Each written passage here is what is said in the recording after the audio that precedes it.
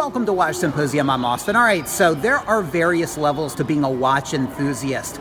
The casual enthusiast all the way down to the hardcore watch nerd. Now, the first level, I don't think many people fall into this level, but they don't even know what watch they're wearing. They don't even have an idea of the brand that's on their wrist. Now, they might be wearing a Rolex and not even know it. Now, again, people in this category are few and far between. Maybe they inherited the watch from their grandfather or from their father, and you comment on it and they say, oh yeah, this is a Rolex, all right? Again, those people are few and far between. The next level, I think most watch enthusiasts fall into this category. You know the names of these watches. You know this is a GMT Master 2. You know that guy over there has an Explorer, and you know that guy over there has an Air King. You could just look at it and see.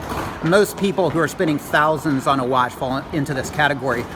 The next level, we're getting into some hardcore watch enthusiast territory. You know the reference numbers. You know this is a 16710. You know that guy over there has a 14060.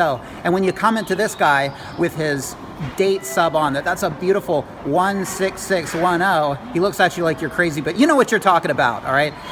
Again, we're getting into some serious watch enthusiast territory there. Now, the next level, this is far and away a distinct level. You're a true watch nerd when you know the idiosyncrasies within these references. You know that guy has a Holes case Explorer 2, so you know that is a pre-2000 Explorer 2, all right? You know that guy over there has a GMT with a Holes case, with a solid and link bracelet and a Swiss style. So you know that it's a post-2000, pre-2004 GMT Master 2, all right? You know the little idiosyncrasies of these watches. You know what a stick dial is, okay? Well, I've got a paid email from a gentleman that is of this watch nerd level.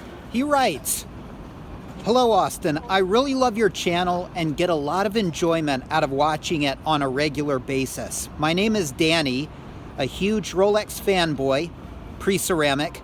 After endlessly hours of reading, watching forums, and YouTube videos, I came across a very rare modern Rolex Submariner no date. In 2007, when the subs transitioned from a 2-liner to a 4-liner, a batch of the 4-liners had a large F on the 1,000 feet. I think that's also known as a long F, and it's the F in the abbreviation for feet. After discovering this, I was adamant I would be purchasing this watch. Luckily, I recently managed to get my hands on one. I feel extremely privileged to have a pre-ceramic sub, Holes case, old school rattle bracelet, vintage charm with a modern movement. The rare dial is an added bonus that completes my watch geek dream. I wanted to notify you and your followers of this amazing watch. All the 4-liner subs are stunning. However, once you know about the unique quality of this watch, you cannot help but be drawn to it. If there was ever a chance you could make a video about this topic, I would be extremely grateful. Thank you for your time and keep up the great work." Now, I can see non-watch people really laughing about this. I mean, the idea of a guy getting stoked over a little variation on a little F on his dial. I mean, talk about pedantic. But, you know, it's not, because to quote Tom Cruise in Vanilla Sky, it's all about the little things. There's nothing bigger. And I think even a non-watch person could appreciate this. There is an accomplishment in getting what in this case was his grail. You know, these watches are life achievements in themselves.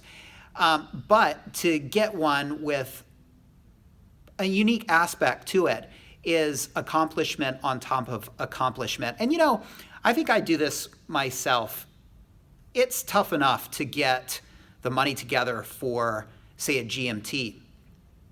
But to find a pre-owned, unpolished GMT is that much harder, and that's what makes it sweet when you get one, right? In this case, it was a dial anomaly.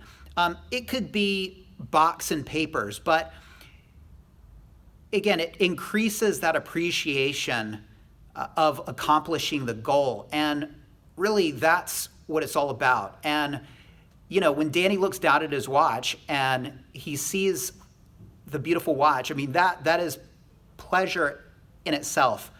But then to notice that F and to know what it means, and knowing that F separates his watch from every other person's watch, or most other people's 14060s, and noticing that F in that regard, and the fact that it was all the more unique and special of an accomplishment will bring all the more pleasure to his appreciation of the watch. So I totally get it. I absolutely totally get it.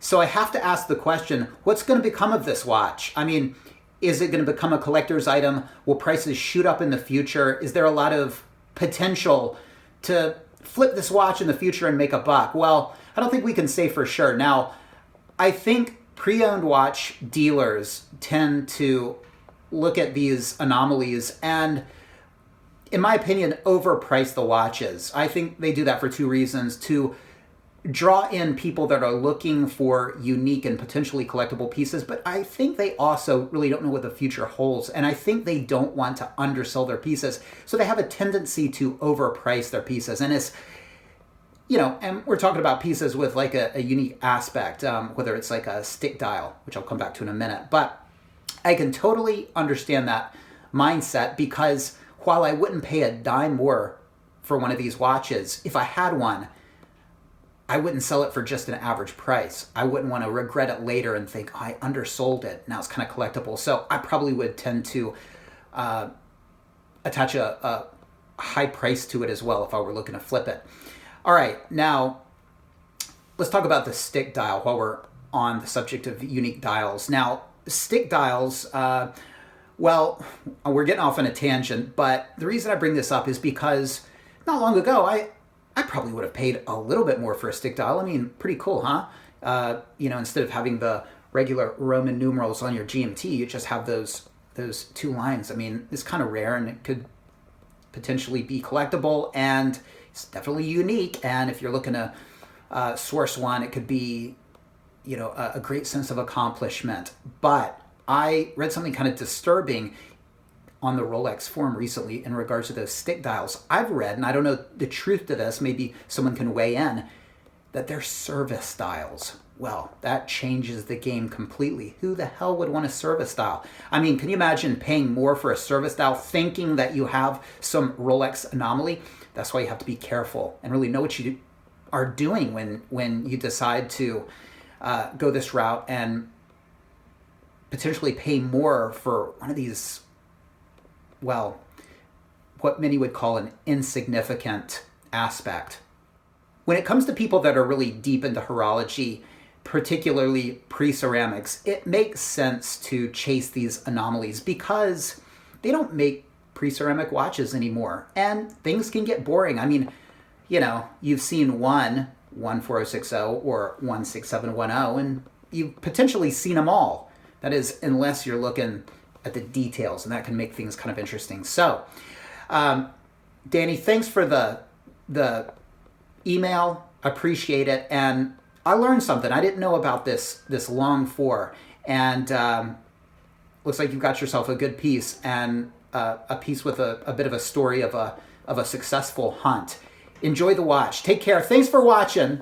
See you next time. Do you have an interesting piece you want to share? Do you have an interesting story or a comment or some horological grievance? Well, PayPal me $10 and I'll make a custom video for you.